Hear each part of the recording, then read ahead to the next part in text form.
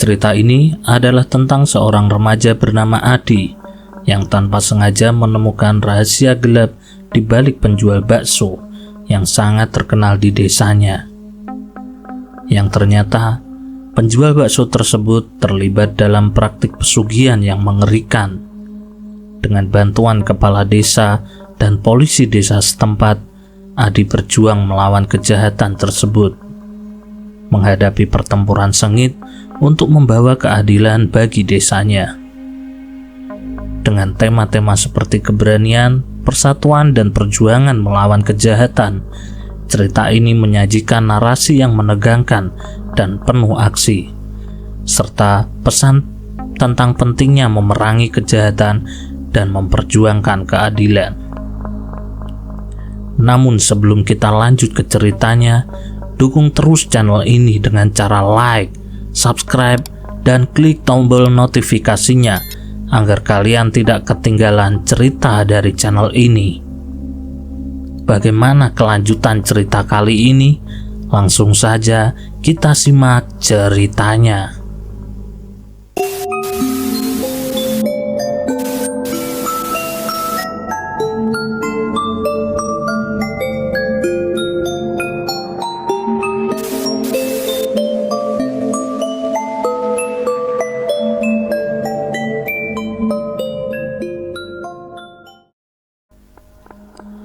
Di sebuah desa terpencil yang dikelilingi oleh hutan belantara, hiduplah seorang penjual bakso tua bernama Pak Slamet. Wajahnya keriput dan matanya yang tajam selalu membuat orang-orang merasa tidak nyaman. Namun, meskipun demikian, baksonya terkenal lezat di seluruh desa. Tak ada yang tahu asal-usul Pak Slamet. Namun, desas-desus mengerikan seringkali terdengar. Konon, ia telah melakukan pesugihan untuk mendapatkan kekayaan dan kesuksesan dalam usahanya. Namun, tak seorang pun yang berani mendekatinya untuk bertanya lebih lanjut tentang hal tersebut. Setiap malam, Pak Slamet akan membuka lapak baksonya di pinggir jalan desa. Orang-orang memenuhi tempat itu untuk menikmati bakso enaknya. Tapi tak satu pun dari mereka berani bertanya tentang rahasia di balik kekayaan Pak Slamet. Namun ketika malam menjelang, terdengarlah suara-suara aneh dari balik warung bakso itu. Suara jeritan yang berhenti tiba-tiba dan desiran angin yang menyeramkan. Penduduk desa seringkali mengabaikan suara-suara itu, menganggapnya sebagai desas-desus belaka. Suatu malam, seorang remaja bernama Adi, penuh rasa ingin tahu, memutuskan untuk mengintip apa yang sebenarnya terjadi di balik warung bakso Pak Slamet. Dengan hati yang berdebar, ia menyelinap ke dalam warung tersebut saat Pak Slamet tengah sibuk melayani pelanggannya. Saat ia melongok, apa yang dilihatnya membuat bulu kuduknya merinding. Di dalam warung itu, terdapat sekelompok sosok berpakaian serba hitam dengan tatapan mata yang kosong, seolah-olah mereka telah kehilangan segala-galanya. Mereka tampak lemah dan terkulai lemas, seolah-olah mereka adalah korban sesuatu yang mengerikan. Namun yang paling mengerikan adalah melihat Pak Slamet sendiri yang dengan sigap sedang melakukan ritual aneh di tengah-tengah mereka. Dia mengucapkan mantra-mantra kuno sambil memotong-motong sesuatu yang tak terlihat. Adi terkejut saat menyadari bahwa daging yang digunakan Pak Slamet untuk baksonya itu mungkin berasal dari korban-korban manusia yang tak berdaya tersebut. Ketakutan menghantui Adi saat ia menyaksikan pemandangan itu. Dan tanpa sadar, ia tersandung dan menimbulkan suara yang cukup keras. Suara itu membuat Pak Slamet dan kawan-kawannya segera berbalik, menangkap Adi di tempat. tidak ada tempat untuk Adi melarikan diri. Dengan tatapan dingin, Pak Slamet menghampiri Adi. "Kau telah melihat sesuatu yang seharusnya tak kau lihat," ujarnya dengan suara yang menggigil. "Dan sekarang, kau tak akan pernah bisa mengungkapkannya kepada siapapun." Sebelum Adi bisa bergerak, Pak Slamet mengayunkan pisaunya ke arah Adi, dan segala sesuatu menjadi gelap. Adi terbangun dengan pusing yang hebat. Ketika ia membuka matanya, ia menyadari bahwa ia terbaring di suatu tempat yang gelap. Pikirannya masih kabur, namun ketika ingatannya mulai kembali, teror melanda hatinya. Ia mencoba bergerak, namun merasakan tali yang mengikat kedua tangannya dan kakinya. Ia terjebak di suatu tempat yang tak pernah ia kenali, dan ketakutan saat ini sedang menghantuinya. "Sudah bangun ya?" Suara itu membuat Adi menoleh. Di depannya duduklah seorang wanita tua dengan rambut putih panjang yang menjuntai di atas bahunya. Tatapan matanya tajam dan wajahnya dipenuhi dengan bekas luka yang terlihat mengerikan. "Siapa kau?" tanya Adi, suara terdengar gemetar. "Aku adalah Mbak Surti, seorang dukun tua di desa ini," jawab wanita itu dengan tenang. "Dan kau, nak, telah menjadi korban dari pesugihan Pak Slamet." Adi menelan ludahnya. Semakin banyak ingatannya kembali, semakin jelas ia memahami betapa bahayanya situasi ini. "Apa yang akan kau lakukan padaku?" desak Adi, mencoba menahan ketakutannya. Mbak Surti tersenyum pahit. "Kau telah melihat terlalu banyak, nak. Dan sekarang tak ada jalan keluar untukmu. Kau akan menjadi pengorbanan berikutnya untuk memastikan rahasia pesugihan Pak Slamet tetap terjaga." Adi merasakan nafasnya terhenti sejenak. Ia merasa terjebak dalam bahaya yang mematikan. Namun di tengah ketakutannya, ia juga merasakan keberanian yang muncul dari dalam dirinya. "Mungkin aku tidak bisa menyelamatkan diriku sendiri," ujar Adi dengan suara yang gemetar. "Tapi aku tak akan membiarkan Pak Slamet dan kau, Mbak Surti. Tak akan kubiarkan kalian terus berbuat jahat kepada orang lain. Dunia harus tahu kebenaran di balik bakso Pak Slamet." Mbak Surti menatap Adi dengan ekspresi campuran antara kagum dan takjub. "Kau memiliki keberanian yang luar biasa, nak. Tapi sayangnya itu tak akan cukup untuk menyelamatkanmu kali ini." Tanpa kata lagi, Mbak Surti berdiri dan mengambil sebilah pisau yang tergeletak di sampingnya. Dengan gerakan cepat, ia mendekati Adi, siap untuk melakukan apa yang harus dilakukan. Namun, sebelum pisau itu bisa menyentuh tubuh Adi, terdengarlah suara keras dari luar. Suara orang-orang yang berteriak dan suara hiruk-pikuk yang memenuhi udara. Mbak Surti terkejut dan dengan cemas ia meninggalkan Adi dan berlari menuju suara itu. Adi sendiri terdiam, mencoba menahan apa yang sedang terjadi. Beberapa saat kemudian terdengarlah suara desap kaki yang mendekat. Adi menoleh dan melihat sekelompok orang dipimpin oleh kepala desa mendekatinya dengan ekspresi serius. "Apa yang sedang terjadi, Pak?" tanya Adi dengan bingung. "Kami telah menemukan tempat bersembunyi Pak Slamet dan para pengikutnya, jawab kepala desa dengan nafas tersengal-sengal. Dan kami menemukanmu di sini. Kau dalam bahaya, anak muda. Adi merasakan lega yang mendalam. Mungkin ini adalah kesempatan baginya untuk keluar dari perangkap maut yang hampir menimpanya. Dalam kegelapan malam yang menyelimuti desa, Adi duduk di ruangan kecil yang disediakan oleh kepala desa.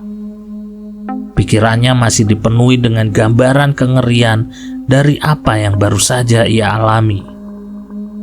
Namun di tengah-tengah ketakutannya, ia merasa lega karena berhasil lolos dari bahaya yang mengancam nyawanya. Kepala desa duduk di depannya dengan wajah yang serius. Adi, kami sangat berterima kasih kepadamu atas keberanianmu mengungkapkan kejahatan yang telah terjadi, ujarnya dengan tulus.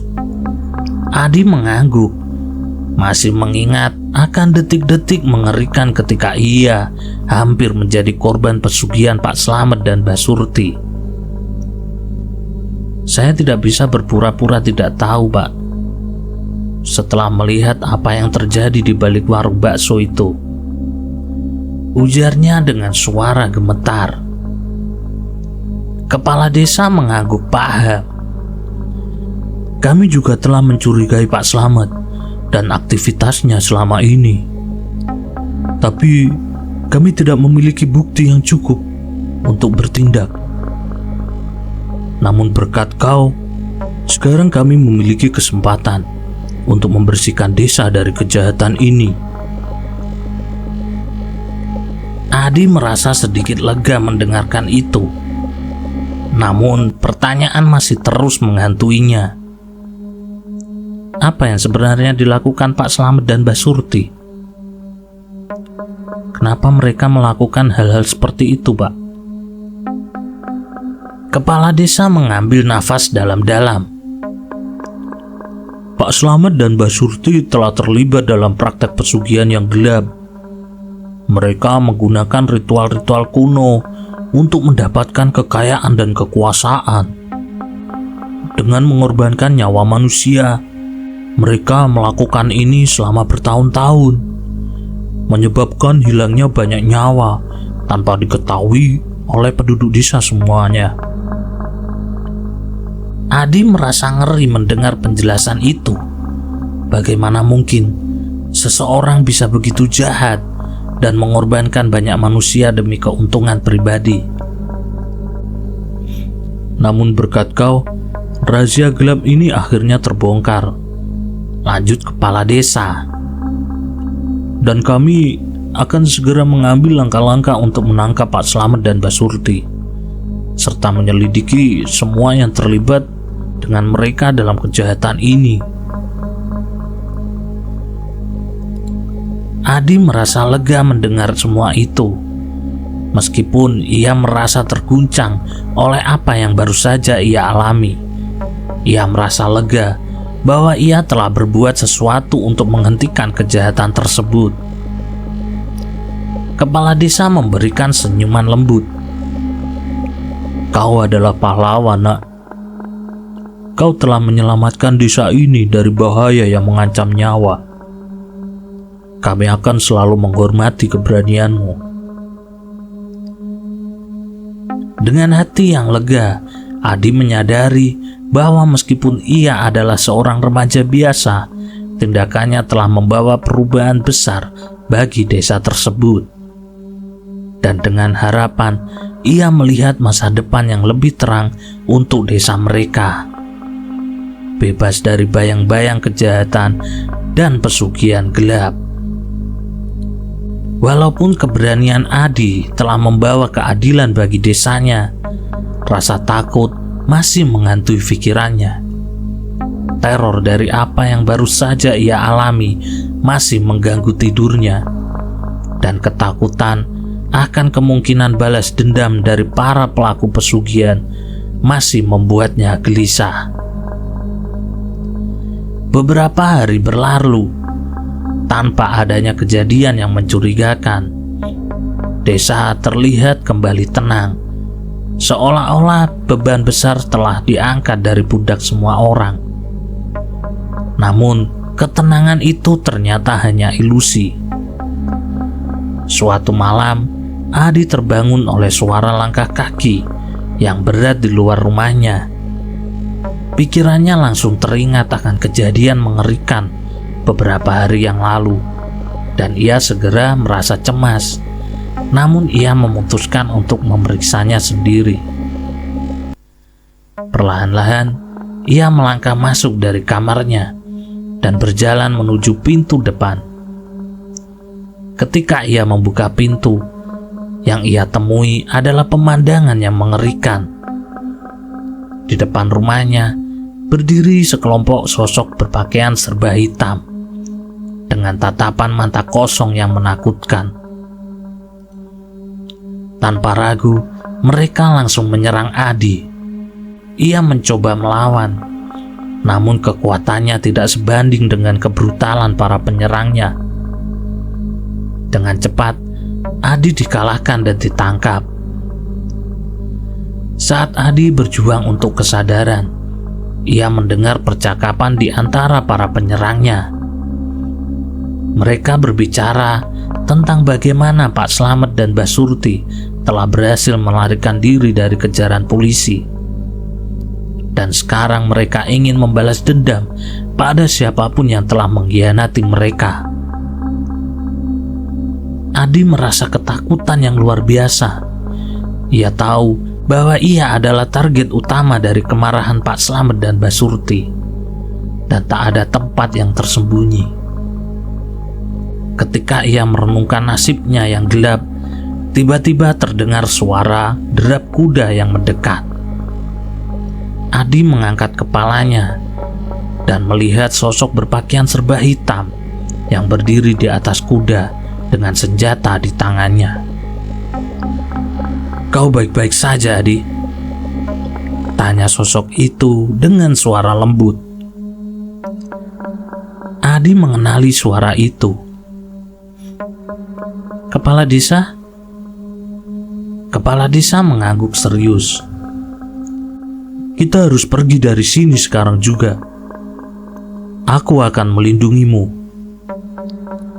Dengan cepat, Adi diangkat ke atas kuda oleh kepala desa, dan mereka berlari menjauh dari tempat itu.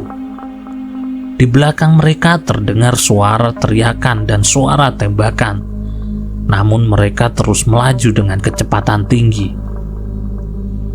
Ketika mereka akhirnya jauh dari ancaman, kepala desa menoleh kepada Adi dengan ekspresi yang serius. "Kita harus mencari perlindungan di tempat yang lebih aman. Tetapi yang terpenting, kita harus menemukan cara untuk menghentikan Pak Slamet dan Mbak Surti sekali untuk selamanya." Dengan hati yang berdebar, Adi setuju. Perjuangan melawan kejahatan yang gelap masih belum berakhir, dan mereka harus bersiap untuk menghadapinya.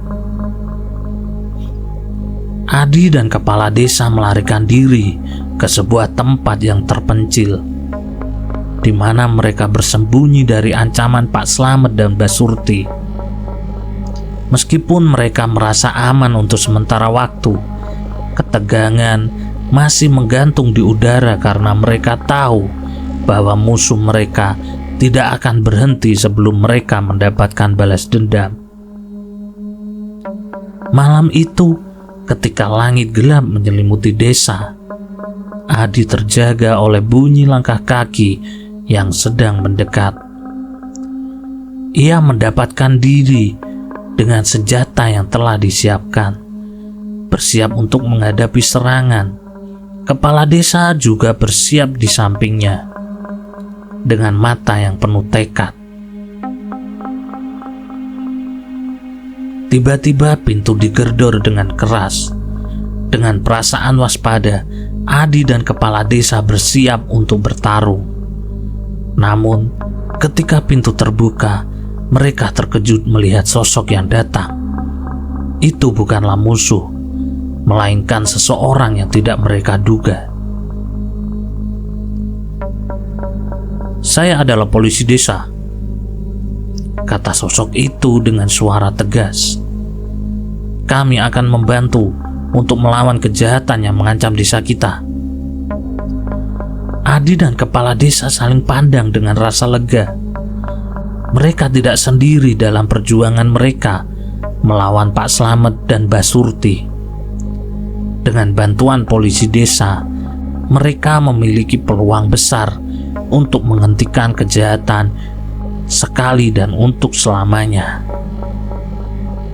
Tidak berselang lama, suara ribut dari luar rumah mengganggu malam yang sunyi. Mereka segera bergegas keluar untuk melihat apa yang terjadi.